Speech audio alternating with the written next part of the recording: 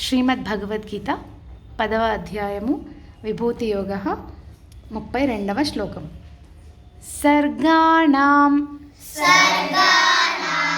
ఆదిరంతశ్చ మధ్యం చైవాహ Arjuna అధ్యాత్మవిద్యా విద్యానాం వాదః ప్రవదతామహం. సర్గాణామాదిరంతశ్చ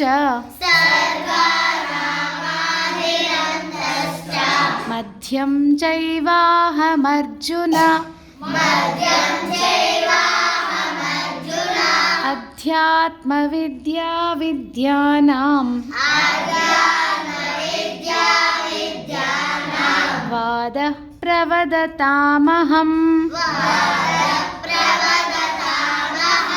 సర్గాణామాదిరంతశ్చ మధ్యం చైవాహమర్జున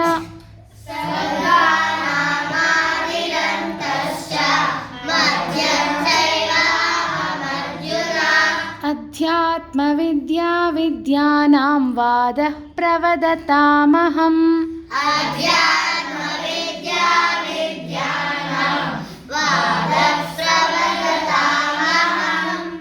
సర్గాణామాదిరంతశ్చ మధ్యం చైవాహమర్జున అధ్యాత్మవిద్యా విద్యానాం వాదః ప్రవదతామహం.